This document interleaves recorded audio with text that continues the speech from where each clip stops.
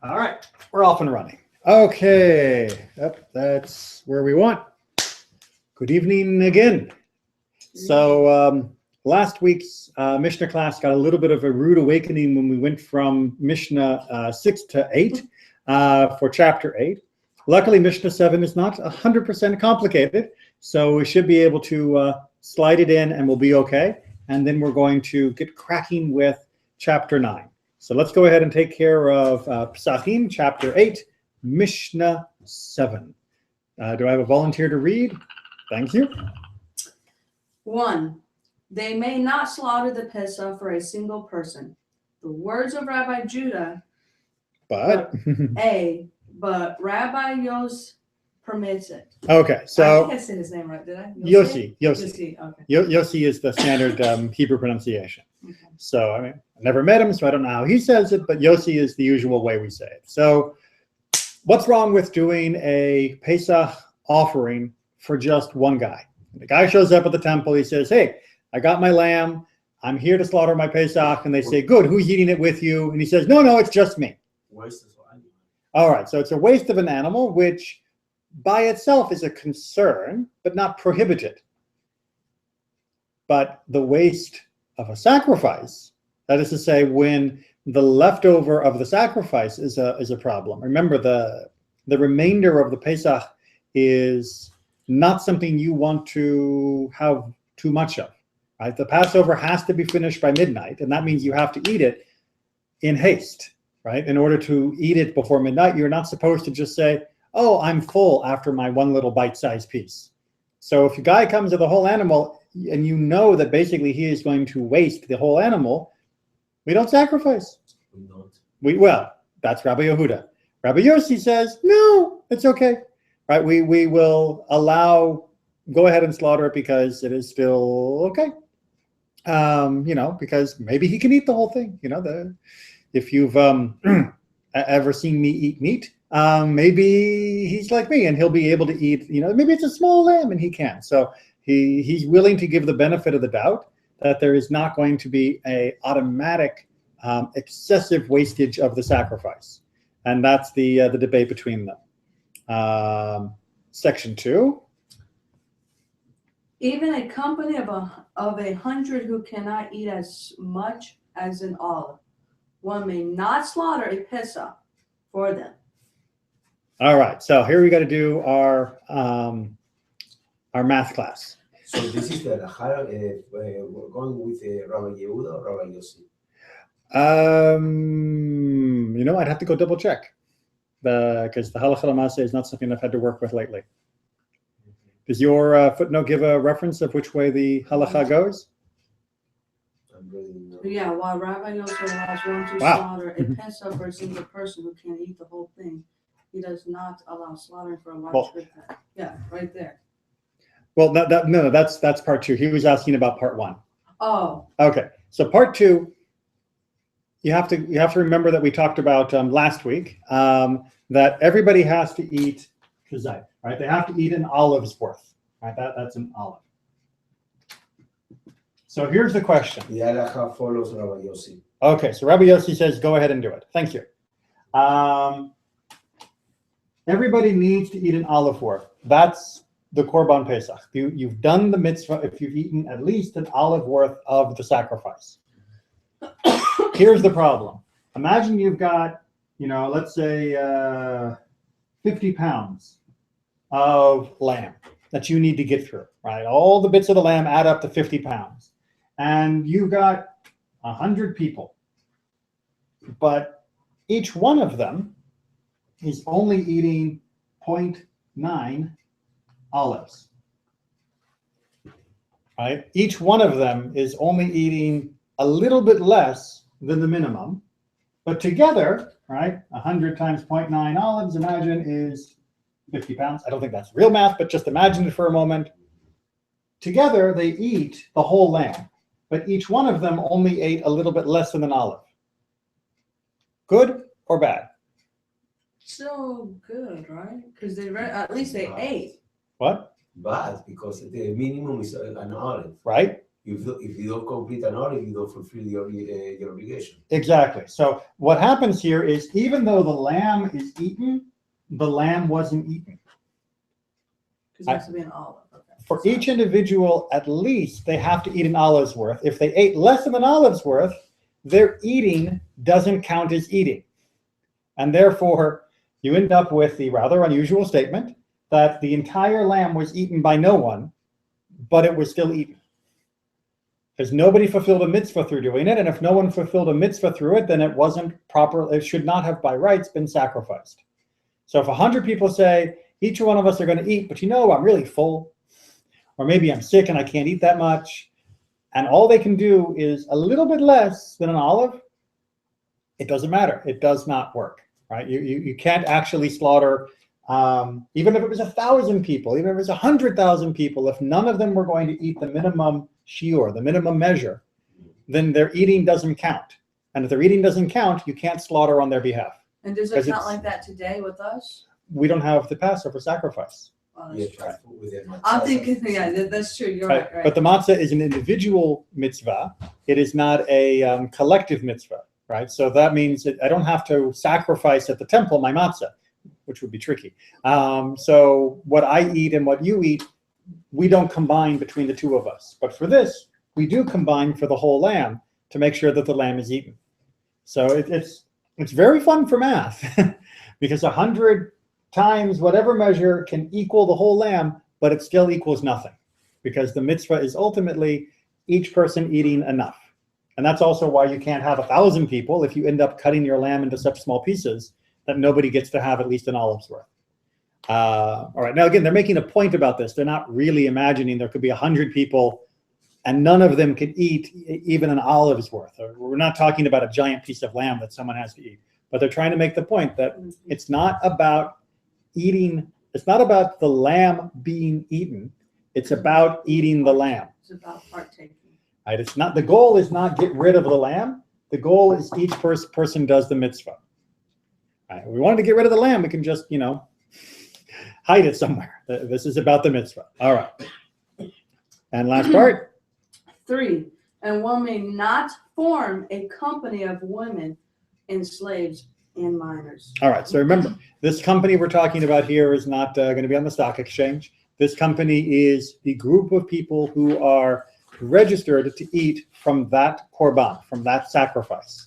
And what the Mishnah is saying is that you can't make a group that is 100% women or slaves or minors or some combination of them, right? If you can mix with other people, you can throw in, you know, a man, and then you're okay. But just 100% of these groups, and it doesn't count. And then we wouldn't slaughter on their behalf because they don't have a valid group to be eating from. Okay. Chapter 9. Now we get to, well, the first part of this is what we call Pesach Sheni.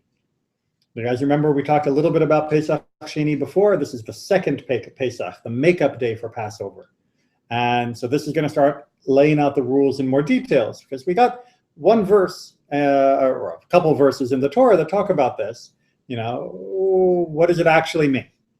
So Mishnah 1 from chapter 9. He who was unclean or on a far-off journey and did not keep the first Pesach must keep the second. All right, that's the basic rule, right? You were unclean, meaning you had come into contact with a corpse, for example, or you were on a far-off journey. You are now considered exempt from the first Pesach because you can't go and offer a sacrifice in such a state because you're either unclean or you're too far away. That means you get to do the makeup day, or rather you have to do the makeup day. 2, if he unwittingly erred or was prevented and did not keep the first, he must keep the second. All right, so even though these are the only 2 cases that are mentioned in the Torah of being unclean or far off, they are saying, and even if there were other extenuating circumstances, you were at the temple, but someone had handcuffed you and you couldn't do the sacrifice, well, that's not on a far journey, and it's not being unclean. You still keep the second Passover, right? Or you woke up that day and you totally forgot what day it was. And then you went, out that evening and you went, oh, it's Pesach. You still keep the second. So even though the Torah only mentions the two categories of unclean and far, the Mishnah is explaining that those are representative categories. They are not exhaustive categories. They're not the only people that get to do the second one, or rather have to do the second Passover. However, the Mishnah wants to know, well, if that's why, then why did it say it that way? 3. If so, why does it say an unclean person and one who was on a long journey specified? Right, so our question is, okay, fine, so you're saying this is a representative list, the unclean and the journey, but why mention only them then? Why not mention others? Why not give more details? Why is the Torah written the way it is if the Torah really meant a much longer list? And the answer is? A, that these are not liable to carry. Correct. Correct. Whereas these are liable to carry. Okay. Didn't So say it right. that's okay. We got to get the intonation here. That those who are unclean or who are on a long journey are not liable to karet, but those who made a mistake or those who were prevented are liable to karet. Why not the first part is related to contaminate and the second part is related to the distance shown? Because you can say that because these are exempt from carers means they contaminated, but those means the second part of the sentence, distance journey, are liable to carry. Let's see if I can come up, because I mean, one, this is the way the tradition was taught. But why did they teach the tradition in this way? They are taught. This is sort of a standard pattern in the Mishnah, that you have category A and category B, and this rule apply, and those category B, the other rule applies. We already know that category A is one category. Those are the unclean and far off journey people, and we know they're one category because they're mentioned together in the Torah. And then category B is the other ones that are being introduced in the Mishnah as by explanation. But then it wants to come back and say, so what's the difference? Why did the Torah only say unclean and journey?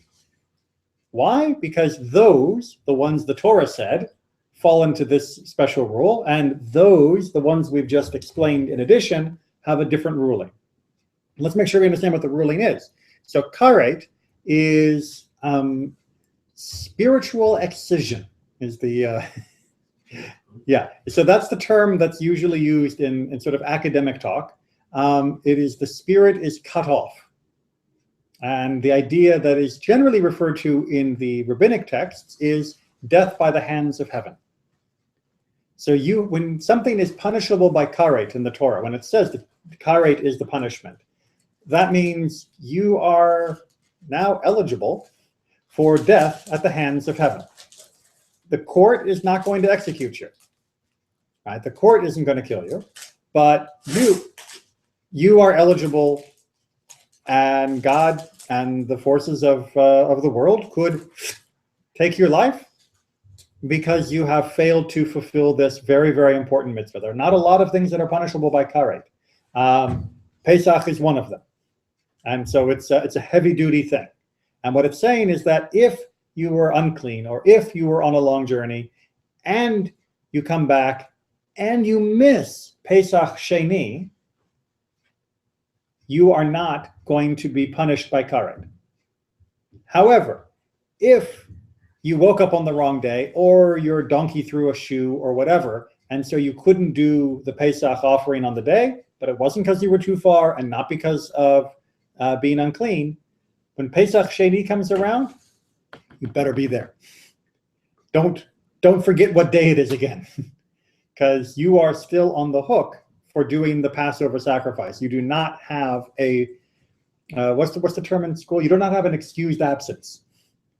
All right, so you have an absence, and we're going to let you do the makeup test, but it's not an excused absence, which means if you don't do the makeup test, you're going to be in different trouble than the person who has a valid excuse for being out. Does that comparison make sense? Maybe? Okay. But it leaves the question, what counts as far? Right? Because, okay, unclean, we know what unclean means, right? We know what ritual uncleanliness means. But the Torah says if you're on a far-off journey, what happens?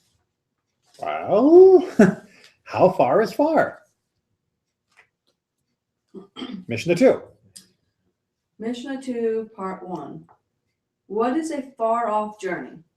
From Modi'im, Modi'im, and beyond the same distance on all sides of Jerusalem. The words of Rabbi Akiva. All right, so pause there. So 45 minutes in car. yeah, this is not the definition of far that most of us would use, Yeah. right? So you've got Jerusalem, right? So that's Jerusalem. That's the temple. We're looking down from the satellite view, right? Google Maps, just as good as Google Maps in my hands. So we're looking at about, what is it, 25 miles, maybe? Yes. Yeah, I mean, it's not a long, 20 to 25 miles. Let's call it 20 miles approximately. So it's not very similar to the Shabbat, when you need to be close to Shabbat, Erev Shabbat. It's not the Tichum limit. It's not 2,000 amot or anything like that. This is farther. This is farther away than that. For Rabbi Akiva, we're going to change that for the next opinion. But Rabbi Akiva says if you're outside the 20-mile, we'll just round it to that 20-mile range, then that's far. So if you're living, off here in Modi'in, then you're far enough away, and if it's Passover, you can. Now, 20 miles, that's a good day's walk, or a short horse ride if you have a good horse. That's not a far journey. This is not like a week away. This is not overseas on a boat. This is most of Israel is far away. Why in the world would the rabbis interpret that 20 miles, which is kind of a medium journey, if anything, would count as far? To be more flexible with the people. To be more flexible. The punishment is karet. Right? If you fail to bring the sacrifice when you could have, then you are liable for karet. And that is the most severe punishment that the Torah can level against a person. Right? The rabbis consider karet to be a worse punishment, a greater punishment, than being executed by the court. So they do not want to just say, yep, karet for you because you were not in Antarctica. The only thing that's far is that far. No. 20 miles, everyone should be able to do less than 20 miles. If it's more than 20 miles, come back in a month, we'll be okay. We're like you said, we're being flexible. Rabbi Eliezer is going to push it even more. From the threshold of the temple court and beyond. What's his opinion? From the threshold of the temple court and beyond. So where would I draw my circle? Inside. Yeah, this is my circle, right? The courtyard around the temple. If I am 10 feet away from the gate leading into the courtyard of the temple, I'm sorry, I was on a far-off journey last month, and so I have to come back and do my Pesach this month. Maybe you were spiritual in a far journey. Right? He does not want to close the door on anyone. Right? He is basically saying, if you're not in the temple realm, you can come back next month. Right? He's not even giving a 20-mile buffer. It's pretty much, this is an excused absence for anyone who hasn't made it across the threshold. Once you make it across the threshold, yeah, then you're here, and you should do it. If you can't walk the extra 10 yards, then we got a problem. But for everyone else, they're covered. And Rabbi Yossi says? Rabbi Yossi said to him, for that the reason the he has a dot on it in order to say, not because it's really far off, but even when one is from the threshold of the temple court and beyond. All right, so I don't know whether or not you know this. Let's actually look. I'm pretty sure that the Chumash we have does this as well. You don't have copies, so I'll pass it around once I get the page. If you look in the Chumash, chapter 9, verse 10, chapter 9, chapter 7, always happens. Verse 10. You will see that rechoka, right? That over the hey at the end of rechoka, there's a nikud, there's a dot. And when you look in the Sefer Torah itself, there's a dot.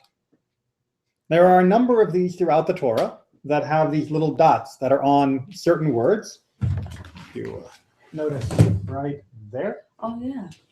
Right? And Star, really. well, no, the star is the footnote. The dot is the actual symbol.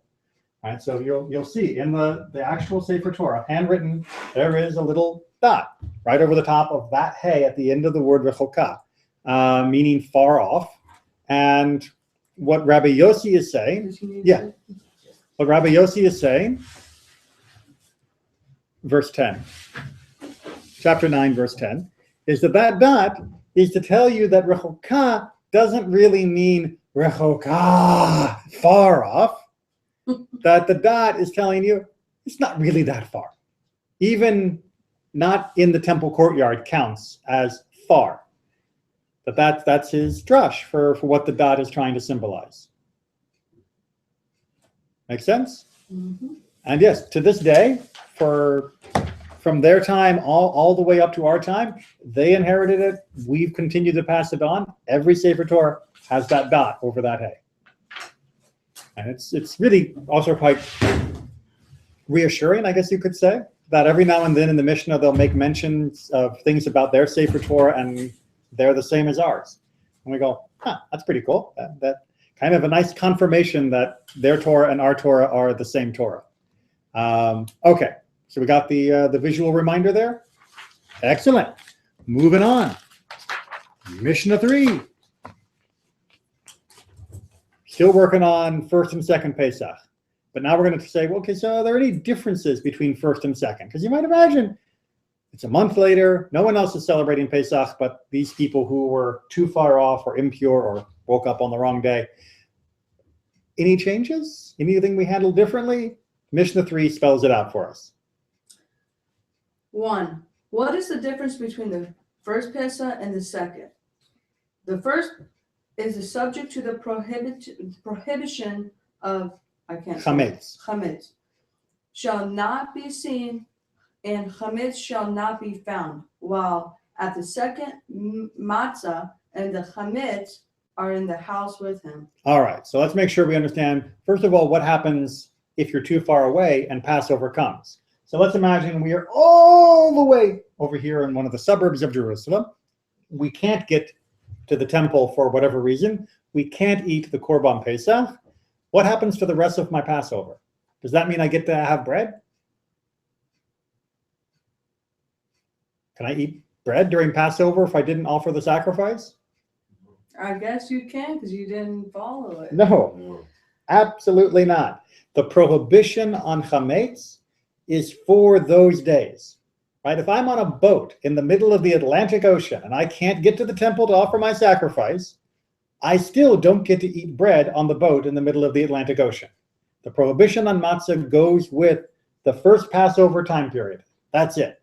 Right? Nisan is, that week in Nisan is the no chametz time. Yeah, I know and that. You're not allowed to eat chametz. You're not allowed to own the chametz. It's gone. Second Passover, you come back to the temple and you say, hey, I'd like to make my makeup sacrifice. You can have your makeup sacrifice and still have chametz in your house, right? Because the prohibition on chametz is for Nisan. It is not tied to the sacrifice, right? So you can still own. You don't get to eat the chametz at the sacrifice. You still have to, as we see, eat that with matzah. But you do get to own chametz while having that Pesach Sheni. Part 2. The first requires the reciting of Hallel when it is eaten, while the second does not require Hallel when it is eaten. Right. So remember we talked before, or actually, I don't know if we have talked. No, it's chapter 10. In chapter 10, we're going to talk about the reciting of Hallel during the eating of the Passover offering, what we call the Seder, right? The whole thing that's in the Haggadah. And one of the parts that many people cut is Hallel. is one of the primary mitzvot that the rabbis believe was part of the meal. You do that when you eat it on the actual night of our liberation. And the actual night of our liberation is the 15th of Nisan. The 15th of Iyar, you come back and you're eating your second Passover, but that's not the actual anniversary of the liberation from Egypt. Therefore, you don't recite Hallel on that evening. Make sense? You still eat the sacrifice because you have the makeup day, but you don't sing the champion song because it's not the actual anniversary. Make sense? I hope. Maybe? Yes. All right. Part 3. But both requires both requires the reciting of Hallel when they are sacrificed, and they are eaten roasted with matzah and bitter herbs, and they override Shabbat. All right. So this last part is where they're the same. So during the sacrifice, you may remember, they recite Hallel while all the sacrifices are taking place. Remember, we talked about them going through the whole cycle a number of times to cover everybody. And that stays the same. The public sacrifice does still receive Hallel because it's that important. But you don't do it in private for your Seder at home. However, when you get to your Seder at home for the 15th of Iyar, remember we're talking about our makeup day, you do eat it with the bitter herbs and with matzah and cooked properly, not with the water, but roasted. And even if it means doing the sacrifice on Shabbat, which we talked about all the details of that before, you still do it on Shabbat. Even though it's a makeup day, it can still override Shabbat because it is a mitzvah to do it on this occasion if you were in that situation.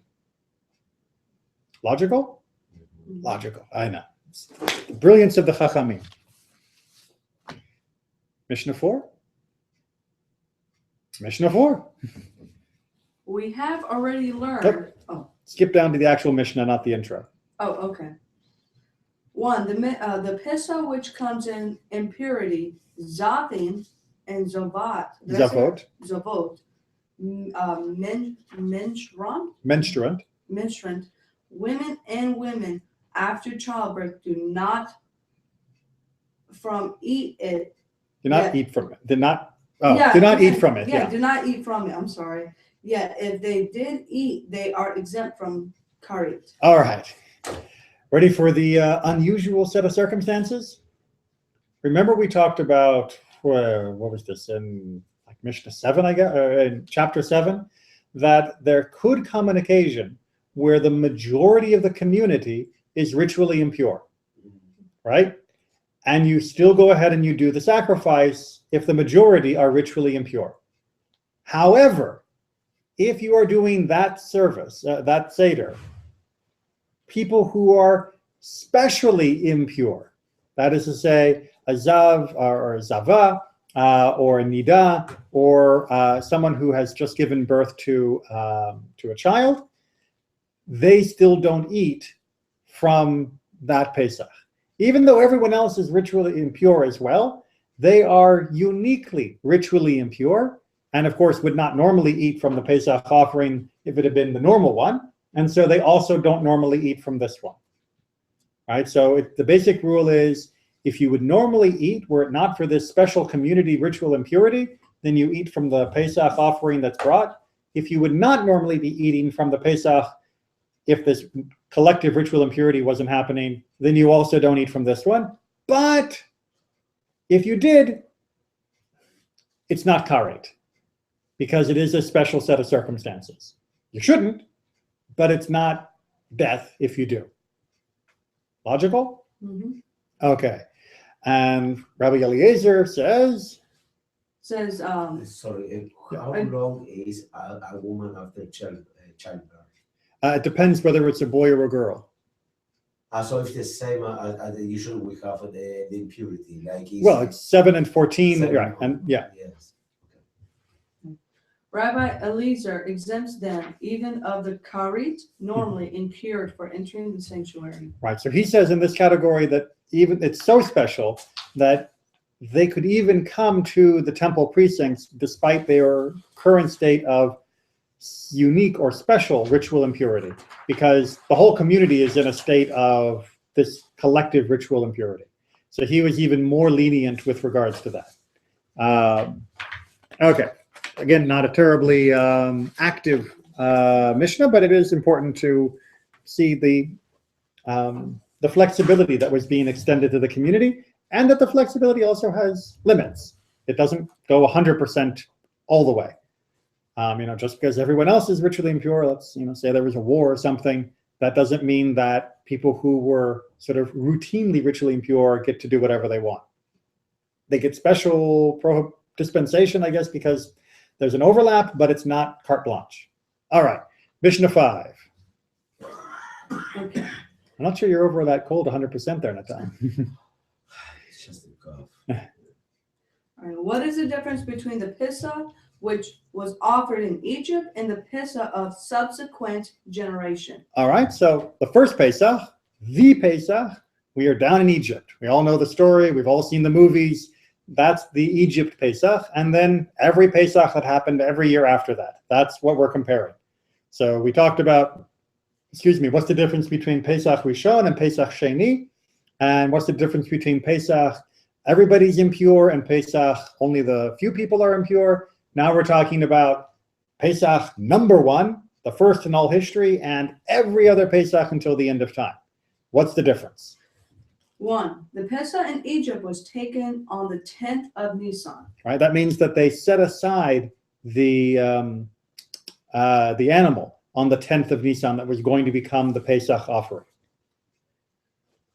2. It required sprinkling with a bunch of hyssop on the lintel and on the 2 doorposts. Right, so we know that they took the blood from the sacrifice and they went up the posts and across the lintel and on the other post as well to mark it. And the Malach HaMavet, the angel of death, did not go through their home but slew the firstborn of the others. Right, so that marking only once. So if you see somebody who is out there at Passover time smearing blood on their doorposts, Call 911. this is not what we were commanded to do. Right? That was a one-time only commandment.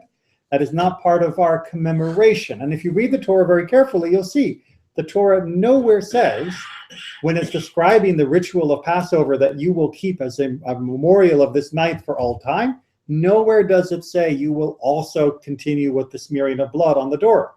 It says you will eat the bitter herbs. It says you will eat the matzah. It says you will eat the Pesach. It does not say smear blood. So if you're smearing blood, you're doing it because you want to do it, not because it's a commandment. And if you want to smear a whole bunch of blood around, even when there's no angel of death that's slaying the firstborn, then you may want to consider what you like doing in your free time. It's not exactly a recommended hobby. Just painting with blood, it's fun. Yeah, exactly. and you love me, but I have seen people who have indeed advocated for exactly this. Usually people who are not that familiar with Rabbinic Judaism and its teachings, and our careful analysis of the text, where it's very clear the blood on the lintel piece was a one-time only deal because of what was happening with the slaying of the firstborn. Time to go to the psychiatric ward. Well, or just time to read the text carefully and listen to it rather than imagining what you think it says. Okay, part 3. And it was eaten in haste on one night.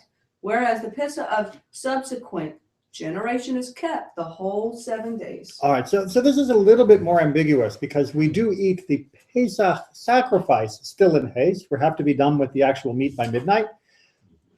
So I'm not 100% sure what they meant by the 7 days here. The most likely explanation, as advanced in the rabbinic literature, is that they're talking about Pesach here as the generic holiday and for the keeping of chametz, or making sure there's no chametz and eating of matzah. That although we ate matzah at the first Pesach in Egypt, we didn't have to keep the prohibition of chametz the first year for that week that we were leaving. So if we stopped somewhere along the way during that first week and we had more time to cook and the bread rose, that was okay. Every year after that, it was chametz free for 7 days. That's the best explanation that I've read for this. I don't know if your footnotes have any alternative. Okay. So that's what they mean by having 7 days for all the other ones, as opposed to 1 day for Egypt. Good. Man, we're just blowing through these. By the way, when we get to chapter 10, that's where we are going to finally meet the Seder and be able to compare what they did in their Seder and what we do in ours. All right, so let's go to Mishnah 6. One Rabbi Joshua said, I have heard that the substitute of a Pesach is sacrificed, and that the substitute of a Pesach is not sacrificed, and I cannot explain. So you wonder why.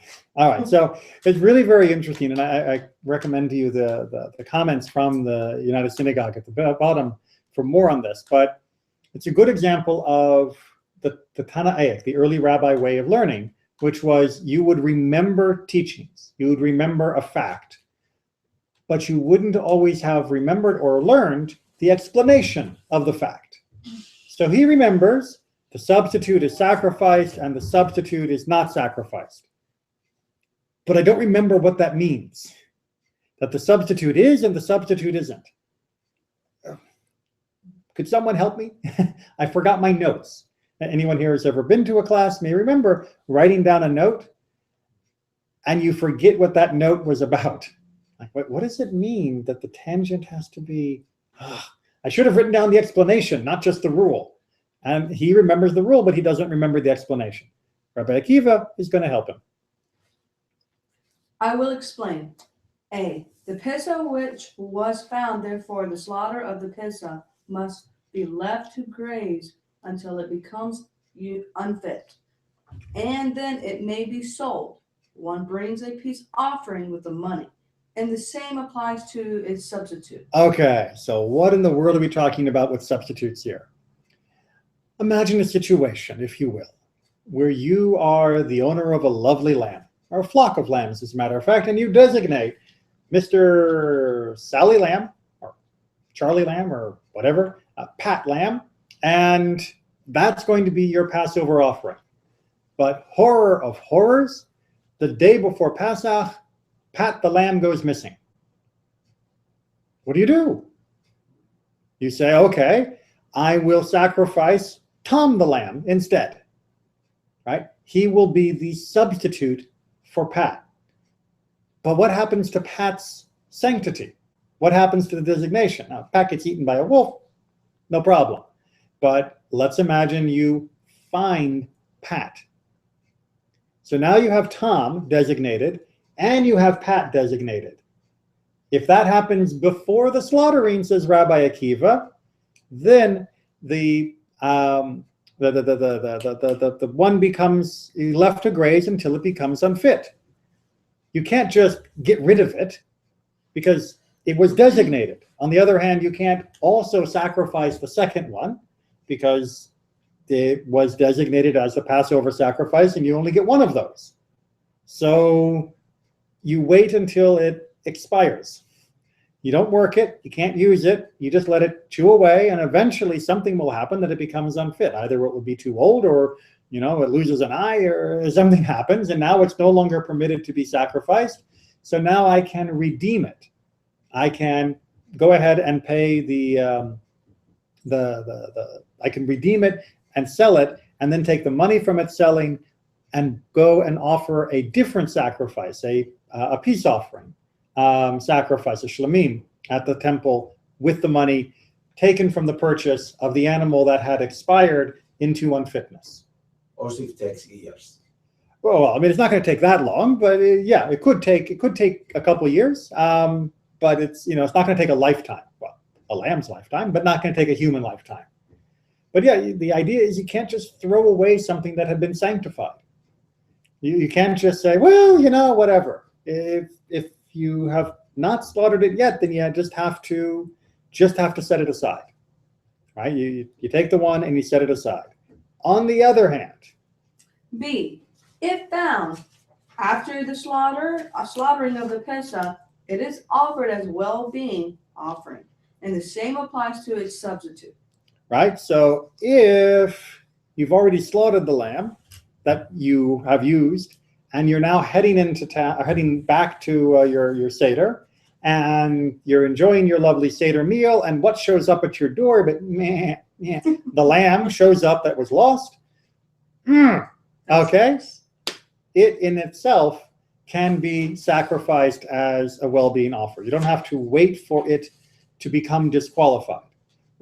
Why is that the case? Because you have already sacrificed a valid animal in its place. That is your Pesach sacrifice, which allows it to not become unholy.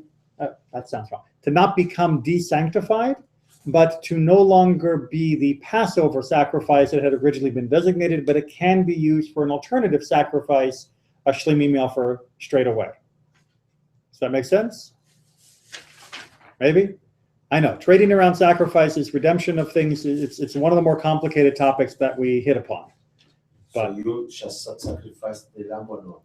You end up sacrificing if you find the missing one after the sacrifice has taken place. You can sacrifice the one that was missing, but you don't sacrifice it as another Passover offering. You sacrifice it as another type of offering called a well-being or peace offering, a shlamim.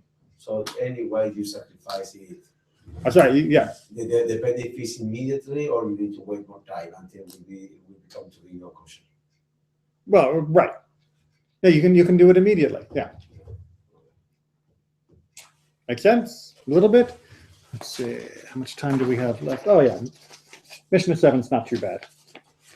It's kind of a continuing on the same theme. All right. So Mishnah 7. 1. If a man sets aside a female for his Pesach or a 2-year-old male, it should be left to graze until it becomes unfit. Then it should be sold, and its money is spent on a voluntary sacrifice. Okay. So what's unusual about this set is the female and the 2-year-old male are not fit from the beginning. So he says, this lamb is going to be my Passover sacrifice. And he lifts the tail and it's a girl. Whoops. Or he says, this lamb is going to be my sacrifice. And his son goes, but Dad, that lamb is already 2 years old. Whoops. It's already been designated as something that is destined for the altar. So he can't just say, oh, scratch that, I meant that lamb. He is going to have to designate another lamb in order to have a Pesach sacrifice, but this lamb doesn't get to just go back into the flock. This lamb is going to just sit and wait, but since it can't be a sacrifice for its intended purpose, you have to wait till you can redeem it when it becomes unfit, sell it, and then use the money for another sacrifice. Because you can't sacrifice it because it is not fit for the intended purpose, but you can take its value and turn that into a sacrifice, which allows the value that was attached to that animal by your declaration to end up on the altar, even though the animal itself couldn't. But for which kind of sacrifice? For the Passover sacrifice? No, for a voluntary sacrifice. It's just I'd like to make a sacrifice today.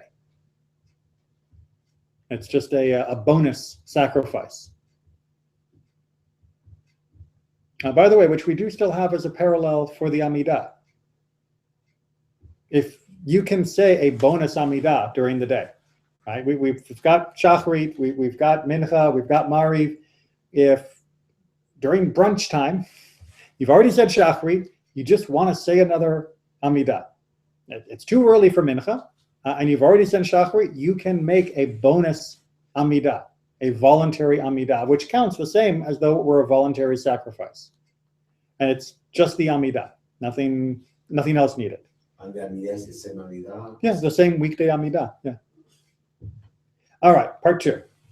If a man separates his Pesach and dies, his son after him should not bring it as a Pesach, but rather as a well-being offering. Okay, now this is a special case, right? Because you have to use a little logic here.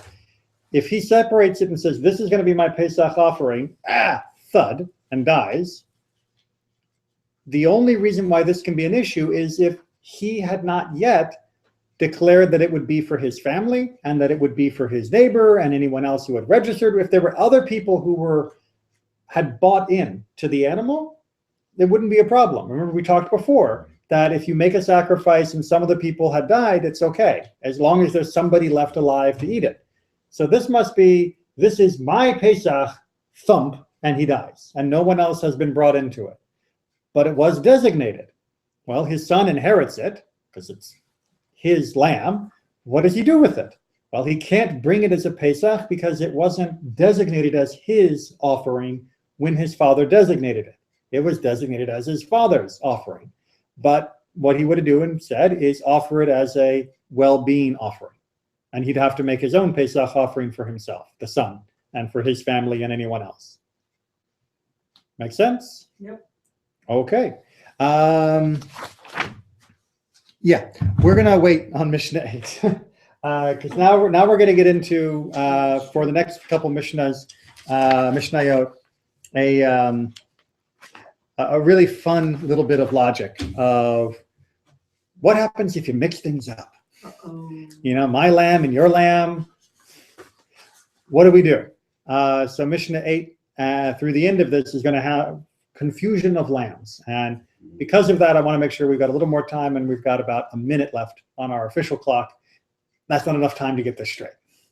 Okay? However, it will be next time, not next week. Next week, I have a staff meeting. So I'll see you in 2 weeks for Mishnah. Okay. Thank you. And Natan, make sure you get some honey and lemon or something for that.